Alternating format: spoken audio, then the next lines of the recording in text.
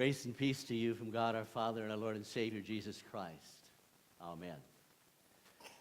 It is such an honor for me to be able to share the message with you tonight. And I thank Pastor Catherine for allowing me to do that at this service. You know, you think about this night, and I wonder, would you have seen it? Would you have heard it? I wonder if I would have. I wonder if I would have seen anything. I wonder if I would have heard anything. Have you ever thought about the fact that this is the most magnificent night in the history of the world? The most magnificent night. I mean, our very lives, our calendar is divided between what happened before and what happened after. The most magnificent night in all of history. And only a few people noticed. Only a few. There must have been all sorts of people that saw the star, that realized there was something special about that star or that grouping of stars that shone more brightly than any other star had ever shone. Others must have seen it, but only a couple. We always say 3, because there were 3 gifts, gold, frankincense, and myrrh. We really don't know how many wise men there were. Maybe there were 4 or 5. Maybe, we don't know. But only a few left what they were doing and followed that star to worship the King. Just a few. We know that there was an angel that came to some shepherds on a hillside and announced this birth. We know that the sky opened up and a multitude of angels sang praises to God. It must have been the most beautiful music the world's ever seen or heard. But only a few heard it. At Bethlehem, it wasn't just Mary and Joseph that went to Bethlehem. I mean, people were coming from all over the place. Anyone who had their roots in Bethlehem had to come back to Bethlehem. The town was bursting at the seams. 2, 3, 4, 5 times as many people as ever been in Bethlehem. We know that the houses were full, the inns were full. Every nook and cranny was full of people. And yet, in the stable that night, Mary, Joseph,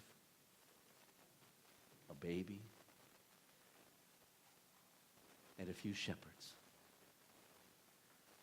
We don't really know when the wise men got there. We assume it was a little bit later, sometime later. The most magnificent night in history. And only a handful of people noticed. Would you have? But then, that's the way God seems to work all of the time, isn't it? Miraculous things happen, but usually without much fanfare. And not everybody notices. Not everybody sees. Not everybody hears. Because you see, God never reaches out and grabs you by the hair, grabs you by the nape of the neck, puts you in a chokehold, never puts a gun to your head, never forces anyone to believe. He just provides the miracle for those that will see and those that will hear. Henry Carter was a pastor and tells the story of how one night, Christmas Eve, just like tonight, he was getting ready for church. He was sitting at his desk. He was working on his Christmas Eve sermon. He wasn't sure what he was going to say. Well, his church also operated a home for emotionally disturbed boys. And he was on duty that night, working on his sermon. The only problem was, it was Christmas. And what that meant was a lot of the boys were home with their families. And so things were not the way they usually were. And for boys that were more emotionally challenged, that wasn't a good thing. The routine was all different. The people who were supposed to be there weren't there. And so there was a lot of anxiety. And this time it was Tommy. One of the boys came down to tell the pastor that Tommy had climbed under his bed. Wouldn't come out. The pastor really didn't want to deal with Tommy because he had to work on his sermon. I mean, it wasn't very long before people would be gathered at church, and they were expecting him to have a Christmas Eve sermon. They were going to be waiting for that. But he had to go check on Tommy. When he got there to Tommy's room, there was the bed. But you couldn't see Tommy. There wasn't a hand, there wasn't a foot, there wasn't a hair sticking out. He was under the bed. And the pastor said, Tommy, don't you want to come out from under the bed?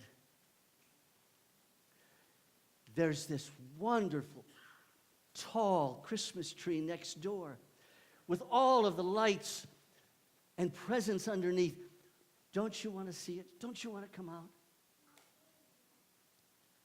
Tommy didn't say a word. Finally, the pastor got down, lifted the covers, and looked underneath. And there saw these two big blue eyes looking back at him. Tommy,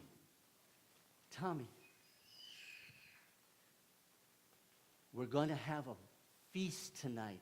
Turkey and all of the trimmings, mashed potatoes, and the kind of jello that you like. Why don't you come out?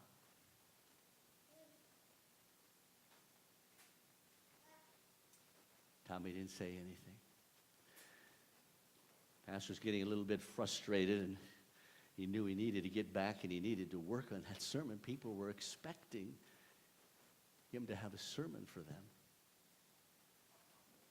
He could have reached under the bed. He could have grabbed Tommy by the arm, and he could have yanked him out. Tommy was only 8 years old. When you looked at him, he looked like he was more like 5. He wasn't a big kid. He could have pulled him out. But somehow the pastor just kind of knew that maybe wasn't the best idea, that Tommy was going to have to figure this out on his own. So the pastor did the only thing he could think of. He got down on his stomach, and he got under the bed. And he was lying there, face to face, nose to nose with Tommy. And he said, Tommy, you know, tonight at the Christmas Eve service, there's a beautiful wreath over the altar, and I can't wait for you to see the candles. And you know you're going to be singing in the choir, and people are waiting to hear you. Don't you want to get out? Tommy didn't say a word. Pastor was just pretty much out of things to say. He didn't know what he was going to do, so he just put his head down. And there he was, nose to nose, eyeball to eyeball with Tommy. And he just lay there. And he smiled. Wasn't long before Tommy put his hand in the pastor's hand. And the pastor grabbed hold and just held it. And after a few minutes, he said, Tommy, it's awful cramped in here.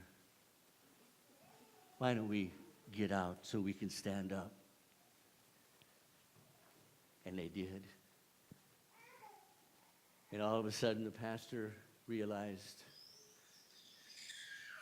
he didn't have to be in a hurry anymore, because he found his Christmas Eve sermon right there under the bed. Wasn't that exactly what all of salvation history was all about from the beginning? From the beginning in the Garden of Eden, when God gave you and me and Adam and Eve absolutely everything that we could have ever wanted or needed or desired. It was all there, and it was all ours. But what did we do? We turned our backs on it. We hid. Maybe we didn't hide under the bed, but we hid because we didn't want what God had offered. We wanted to do what we wanted to do. We wanted to go our own way. And all through history, just like the pastor standing over the bed, God offered us a way back. Offered us a way back to what he had intended from the beginning. He sent prophets. He sent priests. He sent kings. He gave us the law. But we weren't interested, were we? We didn't want that kind of religion. We didn't understand what God was trying to do. And we kept turning our back. And we kept walking away because we wanted what we wanted. And it wasn't until this night,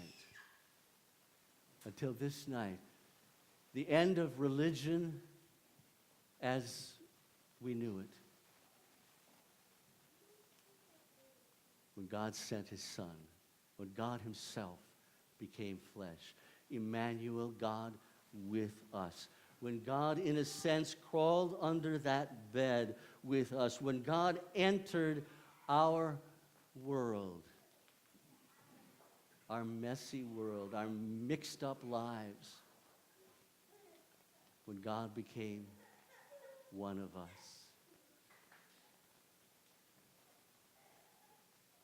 And maybe then we began to realize that it wasn't about a religion. It wasn't about a rule or a law. It was about a relationship. It was about God restoring what he had intended from the very beginning.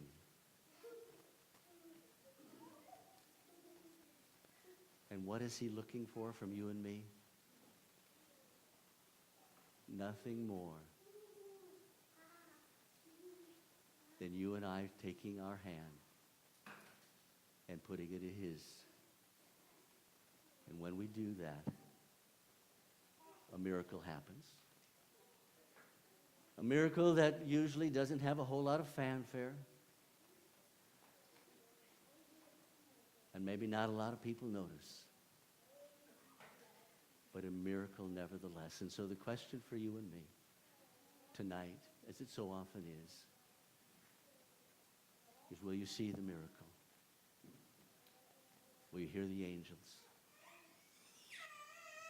And will you do just the one thing that God asks you to do?